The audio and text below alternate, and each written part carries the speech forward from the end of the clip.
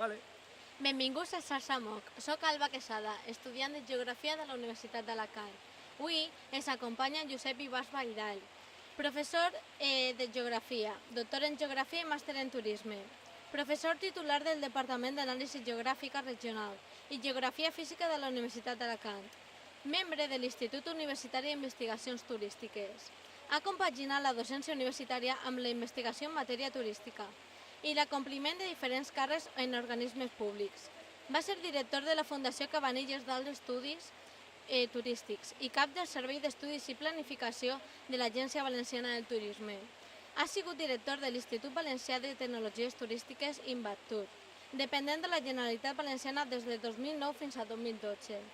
Ha desenvolupat labors de consultoria per a l'Organització Mundial de Turisme en països llatinoamericans. Compta amb diverses publicacions, tant en llibres com a revistes científiques nacionals i internacionals, com Annals of Tourism Research, Tourism Management o Regional Studies. Les següents línies d'investigació se centren en la planificació i gestió de destinacions, així com en la innovació en l'àmbit del turisme. La primera pregunta que volia formular per a Sarsamoc és: la crisi actual provocarà canviar el model de turisme? Bé, diguem que el turisme està en un context de canvi incessant. La crisi és un factor més de canvi, però el turisme des de fa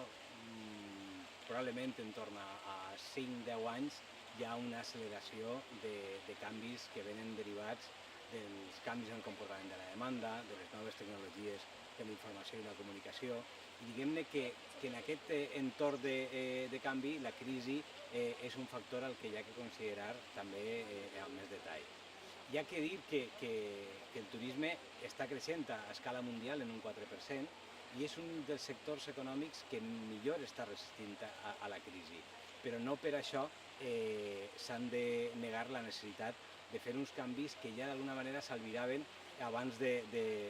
l'impacte de la crisi internacional, com ara tota la qüestió territorial o tota la qüestió de professionalització de la gestió o d'innovació turística en un àmbit el nostre que és molt competitiu des del punt de vista turístic. Hem de pensar que rebem més de 30 milions de turistes estrangers, molt més que països com Grècia o com ara Croàcia,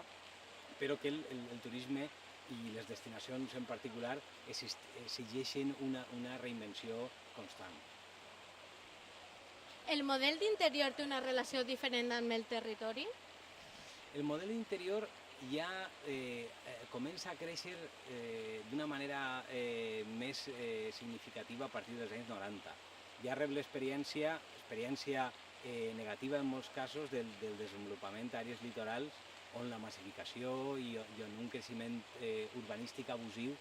ha portat a problemes de funcionalitat dels espais turístics, inclús a problemes de competitivitat que s'han d'abordar i que són una herència estructural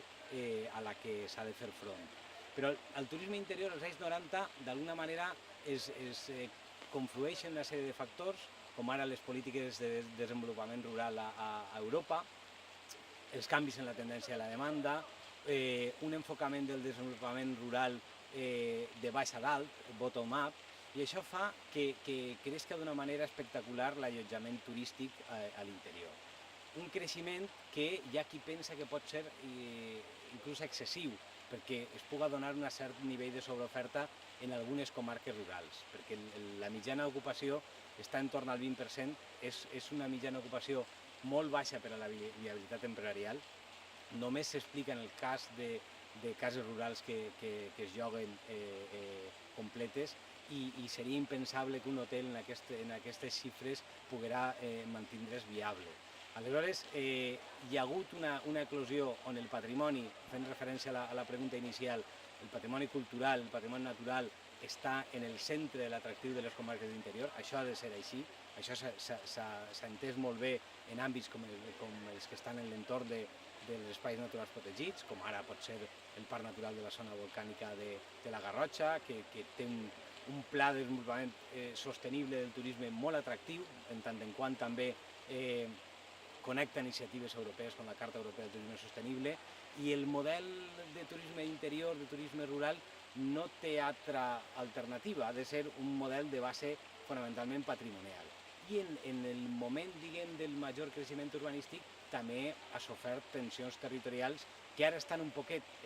més apagades, però que hi ha que controlar adequadament per evitar que es reproduïsca un model de turisme rural que ni seria atractiu per a la demanda i per tant no seria competitiu i no seria l'eina per al desenvolupament local que ha de ser el turisme. Tot tenint en compte que a les àrees rurals el turisme és una activitat més, una activitat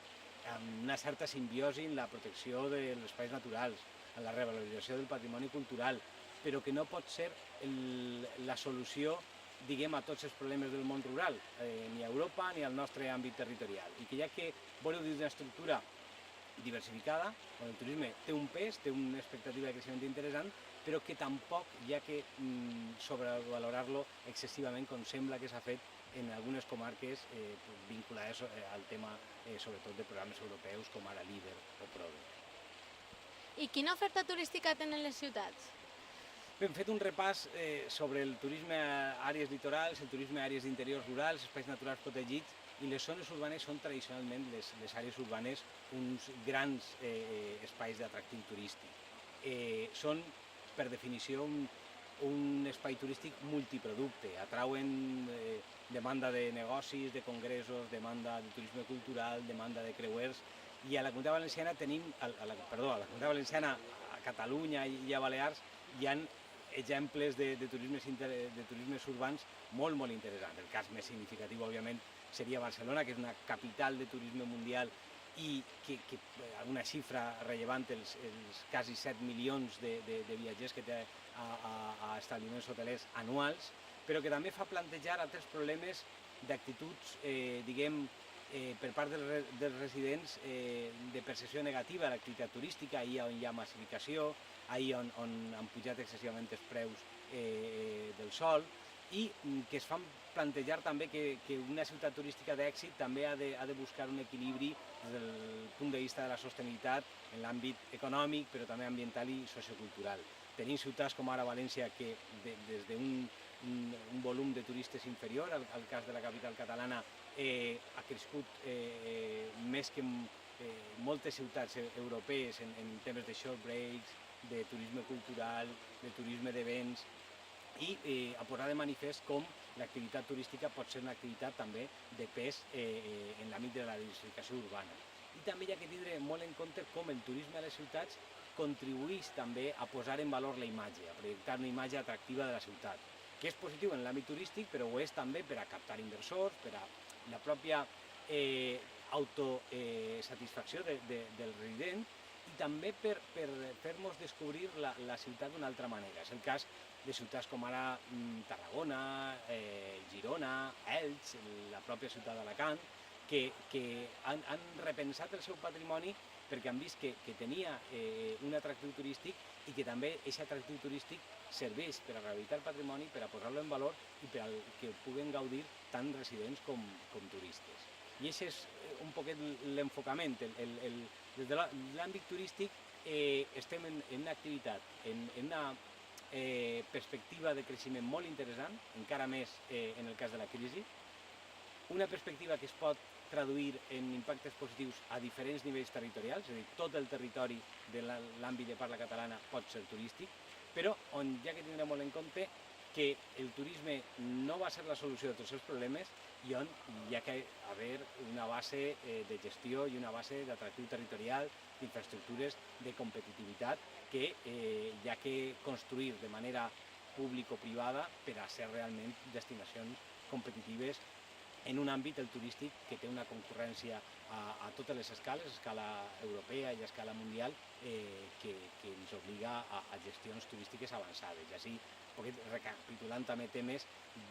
des de fa mig segle que es desenvolupa el turisme d'una manera significativa al nostre territori, hi ha que aprofitar aquesta corba d'experiència per tractar de ser més competitius i també més sostenibles en l'àmbit, repetís, econòmic, ambiental i sociocultural.